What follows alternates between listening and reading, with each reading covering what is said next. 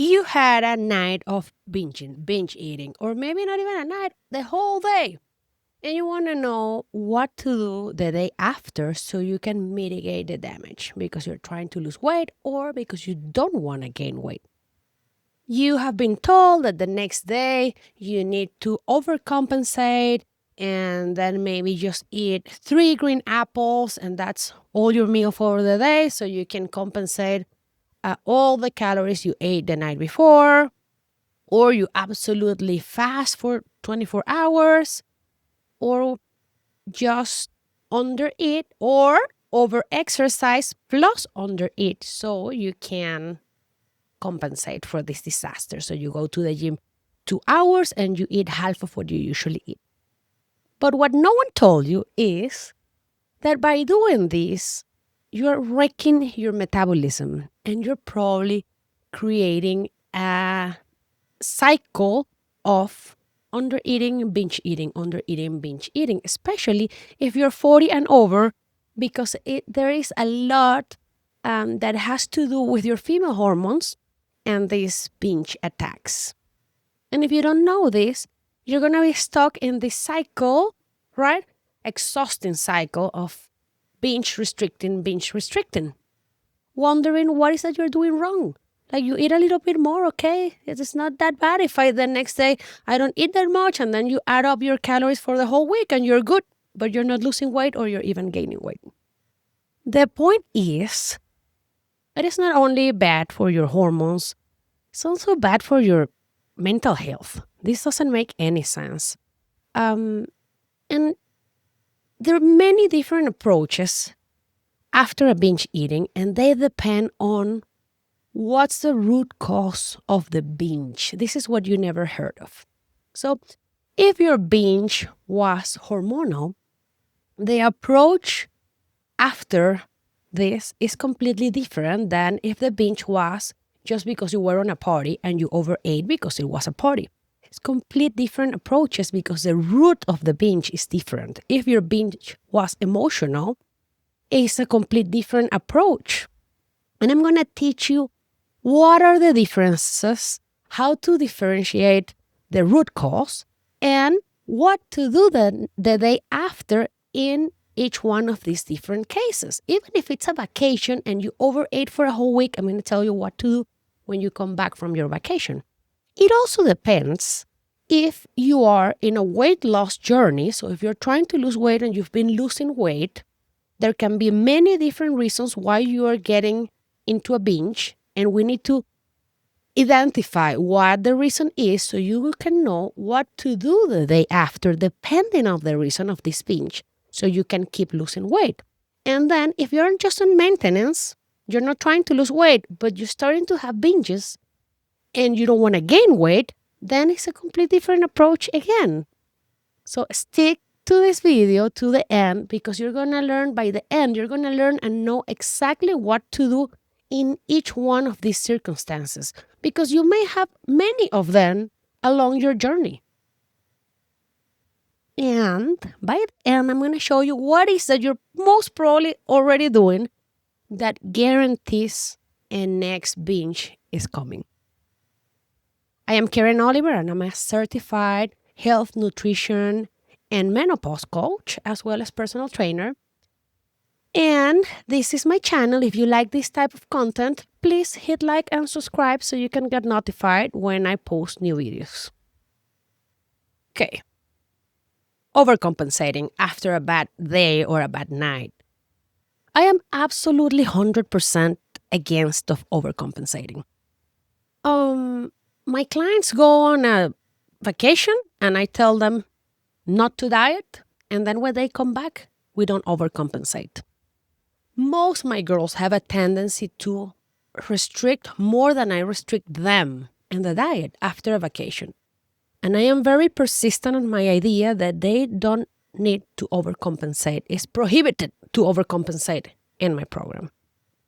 To start, one night of overeating is not going to make you fat, and it's not going to make you lose all the progress you have done on your weight loss. The same way that one salad is not going to make you fit or it's not going to make you thin. it applies for both sides. We have a tendency to see only one side of the story, of the road. And it really applies for both. If you eat one salad today, you're not going to get thin. Same way if you had one big meal and cake and wine, it's not going to make you fat. Now, if that becomes the normal, then yeah. But one is not going to make the difference. So there's no need for overcompensate. You would need to eat way too many calories to gain 1 pound of fat. Eating that many calories in one binge is difficult. I mean, it's possible because it depends what you binge on, but it is really difficult. You're not going to gain 1 pound over one night. And what are the reasons to not overcompensate? Well, we're talking here mostly women because men, they are a complete different animal. Mostly women 35 over that may already starting the hormonal fluctuations of perimenopause or even postmenopause. So for us, things are different. Usually our cortisol is already dysregulated based on lifestyle and the consequences of these hormonal changes. And if you overcompensate, you are making more damage to that already dysregulated cortisol. And cortisol is probably one of the hormones that is driving these binges. In the case, the binge is hormonal. So overcompensating only makes the problem worse. So if your binge was hormonal and the next day you overcompensate, you are you're digging that hole deeper, bigger, because you're increasing the root cause of this problem. I'm going to explain all this with more detail here, right? Then on the estrogen and progesterone side, those hormones are already going up and down like crazy if you're in perimenopause, or they're already pretty low if you're postmenopause. And starving yourself doesn't help them. Starving yourself doesn't help your adrenals, and your adrenals are the hormones making this hormone if you're already postmenopause. So again, you're digging deeper on that hole that is the root cause of the binging. So let me go reel back a little bit and explain the different root causes that you need to identify for a binge. So there are some people binge because of hormonal reasons. And these ones are the most important ones to identify because are the ones that require the least action the day after.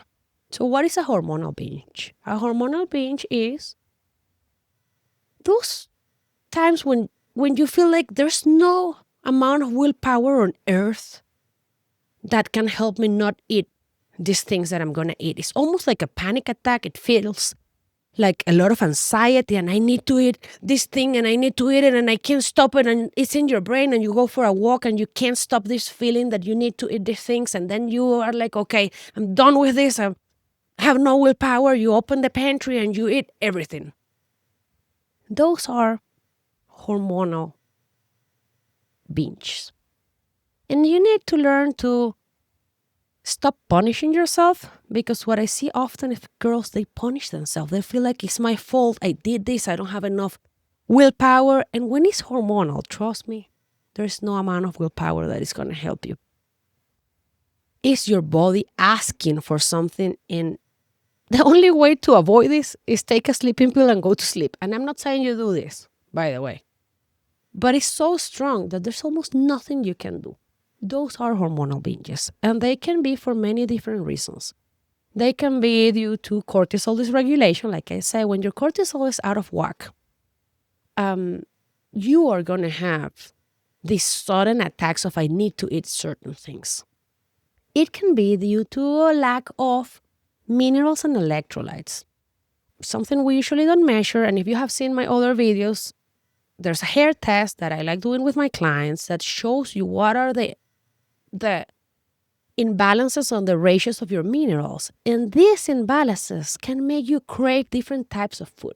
For example, people that have really bad imbalances on their electrolytes have a tendency to crave fatty and salad food. They crave fatty meat, salty stuff, peanut butter. See? And that is because there's an imbalance in their electrolytes and minerals. I'm not saying this is a for sure rule, but it's most probably something like this. The other thing that can make you have these hormonal binges are your female hormones, estrogen and progesterone mostly. When they fluctuate and they get off their work as a pair, which is not a pair. Sorry for my Spanglish. I'm sure it sounds the same, but for you it's not the same. So as a couple, they work as a couple. When that couple gets off the window and one is more dominant than the other, you are going to have cravings. And these are probably usually sweet cravings because most of the time it's an estrogen dominance problem. Those type of cravings you cannot control. And these are the type of cravings that you 100% can't overcompensate the day after, because this is when you make the problem worse. And you start this cycle of, I have a binge, the next day I overcompensate, this makes this all hormonal thing worse, then you eat kind of good for a couple days and you get into another binge because you made your hormones worse and worse and worse. See? So what do we do if this is the case? If your binge was hormonal, let's say you identified and just Karen, this sounds everything like me, it checks all the marks, this is the type of binge that I have. You do nothing. The next day you just go back to your normal nutrition. If this is some isolated case of binge eating, like it happened just once, and the next day I feel normal, the rest of the months I feel normal, it was just an isolated case, then you do nothing. You go back to whatever it was your nutrition that is helping you lose weight, and that's it. You don't change anything. Now, this is what you probably have never heard of. Sometimes we dig so deep into this hole that this binge becomes more like a season instead of one isolated day. And that happens a lot with people that train a lot, women that run marathons, a lot of endurance, a lot of aerobics. You go like in a week where it's not an isolated day, but it's like a whole week of, I am way more anxious, I am craving carbs or sweets, and I can't resist this. Well, this is gonna blow your mind. This is what I do when that happens. That happens to me sometimes, and it's usually because of a combination of under-eating with overtraining. So it's not that I'm doing any of them. If you would isolate them, it's not like I'm starving myself, I'm eating well. And if you would look at my training, it's not like I'm training like crazy. I'm training normal for a person that runs marathons, for example. But when you put these two as a couple, there's an unbalance and my incoming calories are not enough to fuel my body for the amount of exercise that I'm doing. And when that happens, I get into this 1 week of like, what's wrong with me? I'm craving this and that. Something's happening. What I do is I increase my calories the next day. Yes. It's the complete opposite of what you think. And the reason for this is the root cause. If the root cause would be something different other than this hormonal pattern of exhaustion, adrenal fatigue, under fueling, the approach would be different. But if you can spot the point, so this can happen, for example, to me when I change in a marathon training plan, when I change from one phase of training to another that is more intense or add more volume, and I was not good enough adjusting my calorie intake for this training volume, I start feeling like this. And then one night, I go on a kind of a binge at night. Like I usually am pretty good. And I'm like, I tell my husband, what do you have there in your stash of sweets? I need some cookies and chocolate. And I know I've been kind of craving these things for a week, but not paying attention. And then I go on a night that I need to eat these things. Well, the next day, I make sure I eat more. This is what I do, and this is what you need to do. And why? The reason why is because I need to rebalance that havoc, that unbalance that I created between overtraining and underfueling. Otherwise, what happens is this kind of binge is going to start happening once a week or every 3 days. It happens more often. I usually don't count calories. When I do count calories, is to make sure I'm eating enough. And okay, we're going to clarify here again. There are different circumstances. I am not trying to lose weight, right? So it's a different approach than if you are trying to lose weight. But at the end, if this is what is happening to you, you have to increase calories. Otherwise, you're going to plateau, you're going to stop losing weight, or you may even gain a little weight because when you create this havoc, yes, you're going to starve yourself some days, but other days you're going to overeat and you're going to end up gaining weight. So yes, for this scenario, the answer is I eat more the next day. I make sure the next following days, I usually try to count calories. I track my food. I make sure I have enough carbs, enough protein, and enough calories for the amount of exercise or for the calorie expenditure that I am having. And that way, I rebalance my hormones. No problem. Everything's fine. I don't have any more cravings again, and I don't have more binge eatings anymore. Okay. I know this blew your mind. And this is an approach that I apply with my clients that are trying to lose weight. When they start having, I always tell them, if you have anxiety, you need to send me a text because we're going to make changes on your diet. And that means, when I say this, it doesn't mean we're going to restrict more your diet. It means we're going to add food to your diet. We're going to be more kind to your body, to your system, so you don't get these cravings. When we're fueled, our hormones are happy, our body, our machine is happy, and we don't have these cravings. See? Now, what's the difference with this binge than if you go out on a party or it's your birthday and there's a lot of delicious food and there's cake and there's alcohol and you overindulge that night? What is the difference?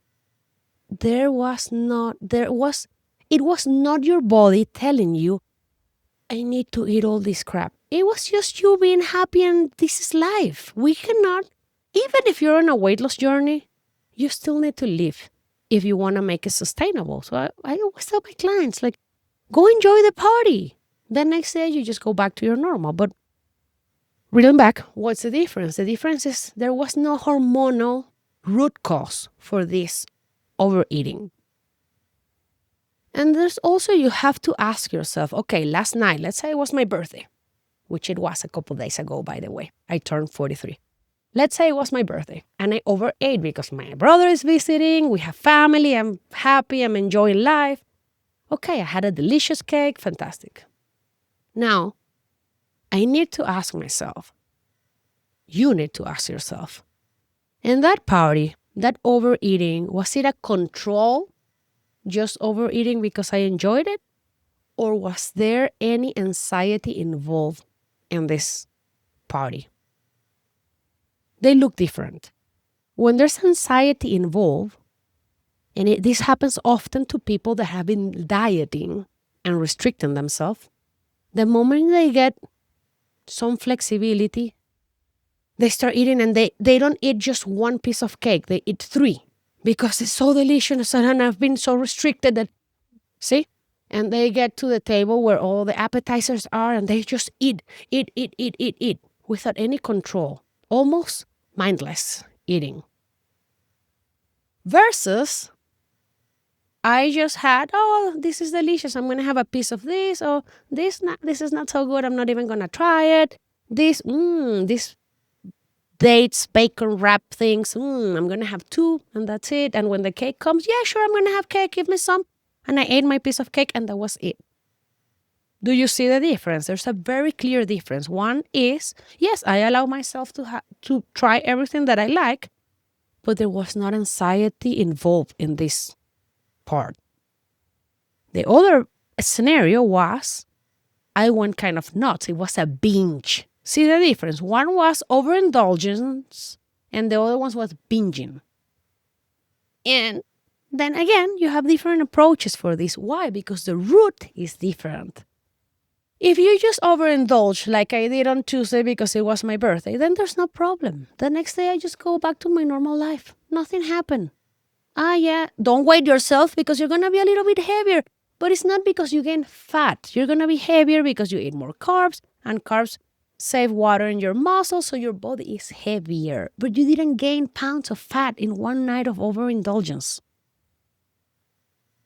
If the scenario was the anxiety scenario, you need to make changes on your normal nutrition and diet and the system that you're having.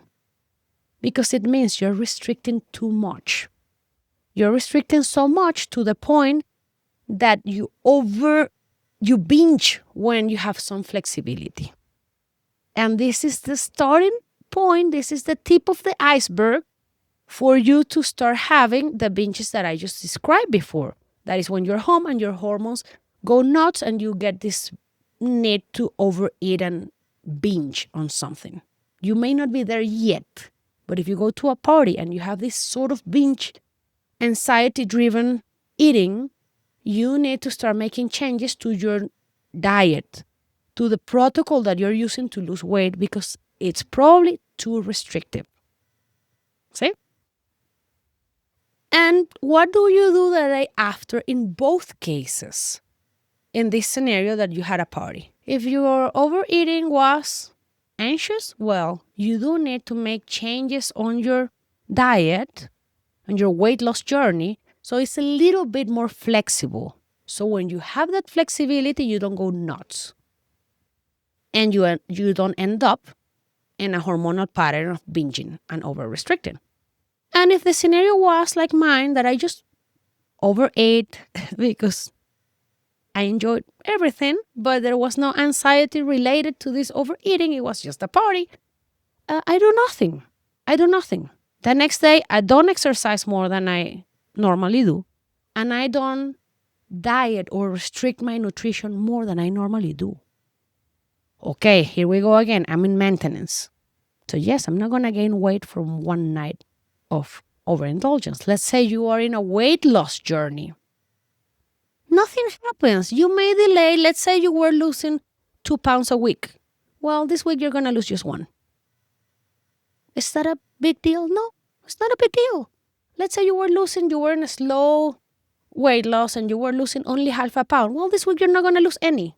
Okay, what's the problem with that? Next week you go back to losing half a pound every week, and that's it.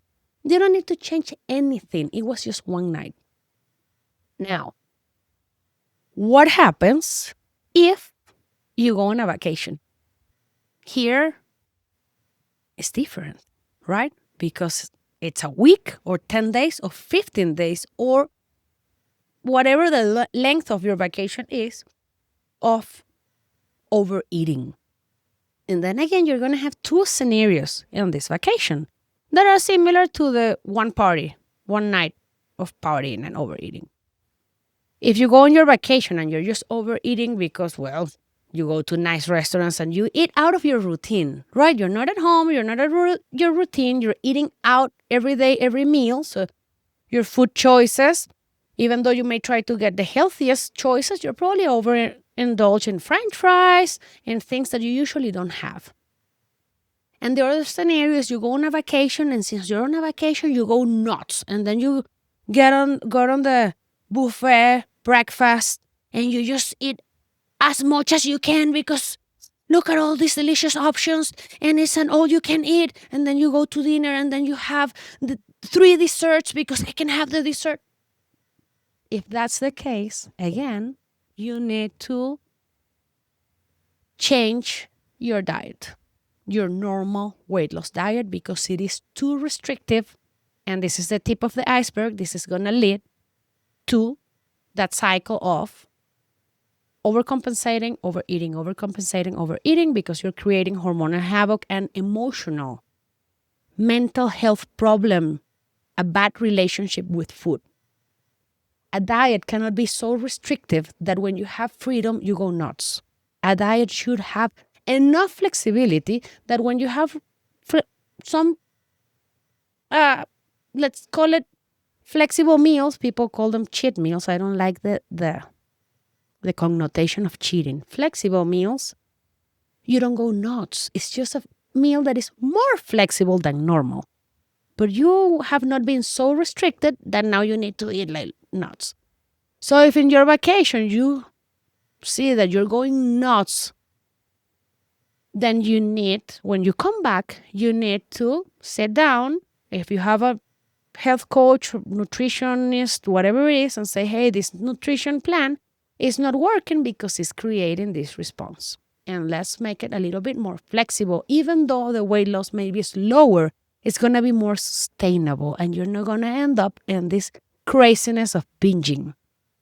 And then if your vacation was just a vacation where you ate more, but there was not this anxiety, like wild horse go nuts on the field, then you go back and depending on what your journey is, you do nothing or you reduce your calorie intake a little bit. What do I mean with this? If you're in maintenance and you gain a couple pounds after this vacation, well, you can go back to your normal nutrition and see if most of that weight was probably water weight due to the amount of carbs. Give it a week, weigh yourself again and see where your weight is. If you're back to normal or almost very close to normal, you don't need to do anything. Your normal nutrition is going to take care of this. You go back to your system. If you're on a weight loss journey, which is the case of my clients, that means they're in a calorie deficit in their normal nutrition because they're trying to lose weight. So when they come back, we don't do anything. This is what I prescribe for my clients. They go, Karen, I'm going to go for a week on a vacation. I tell them, forget about the diet. Enjoy everything, but with being conscious of what you're eating. Don't eat just because it's there. Eat things that you like and you enjoy. Work on portion control. That is what I tell them. Enjoy your vacation. Life doesn't happen. Like, you need to enjoy life, right? And when they come back, what I prescribe is, okay, we go back to our normal system. I don't restrict calories more. They are already on a deficit in their normal system because they're in a weight loss journey. So again, if they gain 4 pounds, well, they gain 4 pounds. They're going to lose them at the same rate they were losing weight before the vacation. So what's the big deal? None. We don't change anything. The only scenario where you're going to change something in your nutrition after a vacation is if you were in maintenance, your normal diet is maintenance. You don't lose or you don't gain weight. You went on a vacation, you gain pounds. After a week of going back to your normal maintenance diet, you still have some extra pounds. And then what I do is like, okay, I'm going to reduce my calories by 100 calories a day, maybe, depending on how much weight you gain. But I don't do a restriction more than 200 calories a day. Let's say it's my example. I went on a family trip to Disney World. Well, you eat on the parks, you eat things that are not in my normal stuff. I eat more fried food. I had the donut. I enjoyed my vacation. Okay, I came back. I gained 4 pounds. I came back to my normal nutrition. A week after, I only had 2 pounds. And okay, so what do? I want to get rid of these 2 pounds. Okay, I reduce my calories by around 100 calories a day. That's it. I don't need to do more than that. And in a month, I'm going to be gone with my 2 pounds. There's no hurry. What's the problem? See, that way, I don't create a hormonal havoc. I don't damage my system. I don't do any impact on my cortisol. Yes, what most people do is they come back from the vacation and then they starve for a week. And if you're a woman and you're in perimenopause or postmenopause, this is going to have consequences. This is how you end up binging a month after. See? So I just gave you the answer to what to do the day after a binge. And it depends on the root cause of that binge. Here's when you need to self-evaluate yourself. Okay, what was the binge? How did it feel? Was I anxious? Was I not anxious? Was this mindless? Did I enjoy myself or I just inhale the food? If it was a vacation, I just gave you the exact protocol that I do with my clients of what to do after that vacation to lose the weight. You really need to know where you're standing on your, where's your machine, your body standing? Are you in a adrenal fatigue state? So then it is more critical to not overcompensate because you're making that problem really bad. Are you in perimenopause? Are you in postmenopause? Oh, you are 20 and you don't have any of these problems. Okay, then go and do whatever you want to do the day after. Also, many women, most women, had at some point of their life eating disorder. They either had anorexia, bulimia, or some bad relationship with food. And this is what I refer to when I all the time said it's not only the havoc you're creating on your hormones, you're creating a mental health problem.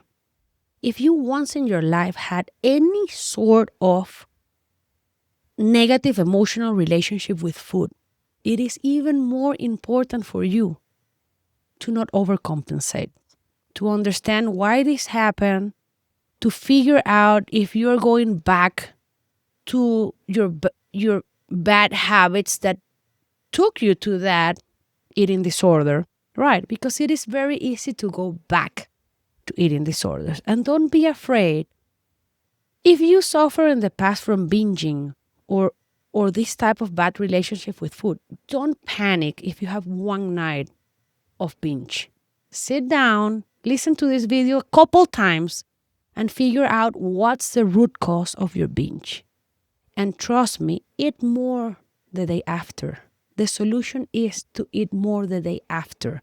It's going to be good for your mental health. It's going to be good for your relationship with food. And it's going to be good for your hormones or whatever the root cause is for this binge. Now, disclaimer. When I said eat more the day after, I don't mean eat more crap. Right. I mean eat more calories, but healthy calories. Right? When I said make sure you have enough carbs, I don't mean the donut. I mean enough vegetables and healthy carbs to fuel your body, especially if you do endurance sports. Enough protein so you eat enough meat, white meat, red meat, your vegan protein, if you're vegan, whatever it is, but get enough protein. So when I say eat more, I don't mean Karen is telling me to eat the Snicker bars and whatever because I need more calories. No, that's not what I'm saying. And I am saying do listen to your body. If your cravings are sweet or carbs, well, you need more carbs. If your cravings are salty protein, maybe you have an imbalance on electrolytes. If you're starting to have these binge seasons like more often, it wouldn't hurt to work with a coach to see if you're in perimenopause, and it can be hormones, and there are many supplements that you can take to support your hormones so you don't get these binges. If you're estrogen dominant, you can do many things to rebalance your hormones so you don't get these cravings. Also, if you're in perimenopause, you may have more anxiety, but more anxiety is not necessarily food anxiety. If you're having this and it's happening often, look for a coach. Look for someone that can help you figure out what's the root cause of this and help you fix it without getting into crazy diet restrictions, because that is just gonna backfire at you. There's also the hair mineral test, which is another tool that I use with my clients and myself. I do it for myself around twice a year, same as the vitamin D test, which have nothing to do with this conversation, but I do it twice a year because I do a lot of training and I want to make sure my system has everything it needs to be a well-functioning oil machine. And I have some history of a bad relationship with food due to crazy restrictions. So I don't want to go back to that place ever again. And the way I guarantee that is by eating enough. I know girls cannot understand it because we have here in our head that move more, eat less, move more, eat less. But this can only create a hormonal disaster depending on your age. So, well, that's all that I have to say for today. I'll see you on the next one.